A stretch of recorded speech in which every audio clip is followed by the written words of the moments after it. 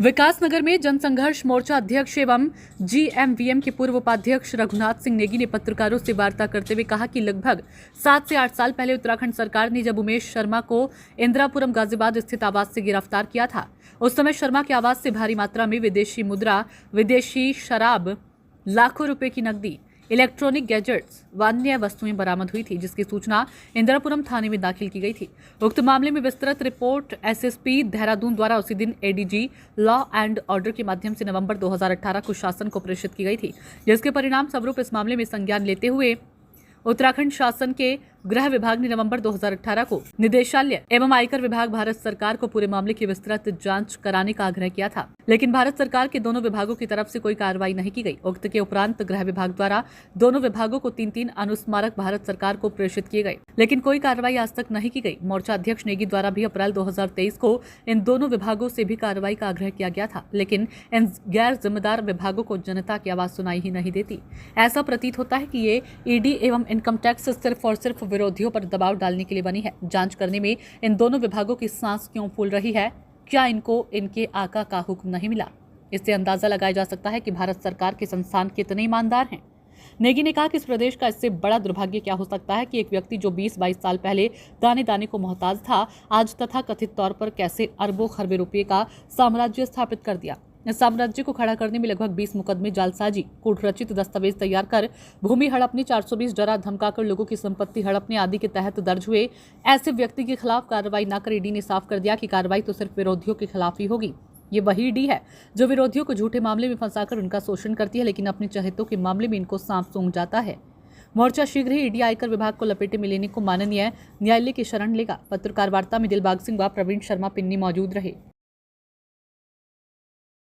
ED और income tax जो लगातार देश भर में विरोधियों के खिलाफ कार्रवाई के लिए जाने जाते हैं, इनका काम सिर्फ और सिर्फ विरोधियों के खिलाफ कार्रवाई करना है।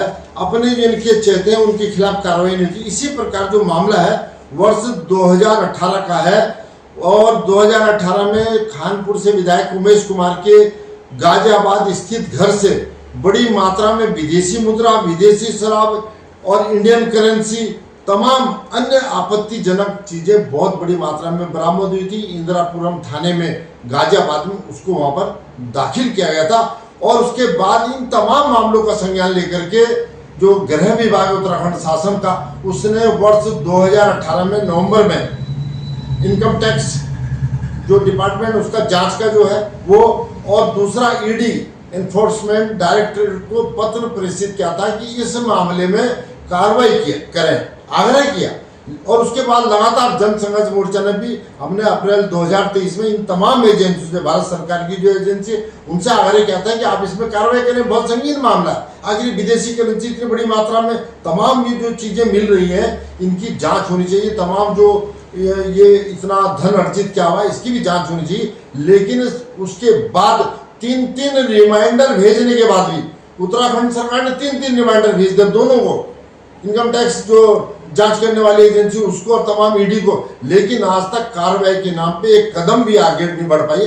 हमारा कहना है कि क्या ईडी और जो तमाम इनकम टैक्स है वो सिर्फ और सिर्फ अपने आका के हुक्म पे काम करेगी? अरे आपका भी तो कोई विवेक होगा, आप भी तो भारत सरकार के संस्थान है, आप तनख्वाह लेते हो, आपका भी कोई विवेक है, लेकिन कोई कार्रवाई करने को तैयार नहीं है। और ऐसा व्यक्ति जिसके खिलाफ, जिसने आज करोड़ों अरबों खरबों रुपए का साम्राज्य इन 20-22 सालों में स्थापित कर दिया, जो 20-22 साल पहले दर दर की ठोकरें खा रहा था व्यक्ति, जो दाने दाने को मोहताज था, आज कैसे अरबों खरबों का साम्राज्य स्थापित कर दिया। और वो भी जो स्थापित किया है किसकी बदौलत? वो तमाम जो आज लगभग 20 मुकदमे फर्जीवाड़े के, जालसाजी करके, कूटरचित दस्तावेज तैयार करके, जमीन हथियाना, लोगों को डरा धमका करके उनकी संपत्ति हड़पना, इस तरह के मुकदमे जिस व्यक्ति के खिलाफ दर्ज हुए हो उस व्यक्ति के खिलाफ कार्रवाई नहीं। आज जो ठीक ठाक लोग हैं, जो सीधे साधे लोग हैं, ईडी उनको जेल में भेज देती है, उनके खिलाफ कार्रवाई हो जाती है। लेकिन ऐसे व्यक्ति के खिलाफ कार्रवाई न करके निश्चित तौर पे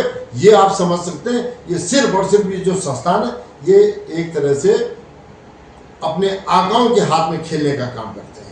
ये बड़ा दुर्भाग्य। अच्छा नहीं जी, एक बात और बताइए कि आखिर किसके दबाव में ऐसा हो रहा है कि प्रदेश सरकार के गृह विभाग 3-3 नोटिस भेज चुका है, रिमाइंडर भेज चुका है, लेकिन कार्रवाई अभी तक नहीं हुई, जबकि मामला काफी पुराना है। दरअसल मैं आपसे बता रहा हूँ 2018 से लेकर आज 7-8 साल हो गए, कार्रवाई न होने के पीछे सबसे बड़ी बात है जो इनके आका है, चाहे इनकम टैक्स का हो चाहे ईडी का हो, उनके अब तक निर्देश प्राप्त नहीं हुए। हमारा ये कहना है कि अगर आप कार्रवाई नहीं कर रहे हैं ऐसे मामलों में तो आपका औचित्य क्या है? अरे घर बैठाइए ना ऐसी संस्था को, ऐसी संस्था की जरूरत क्या है?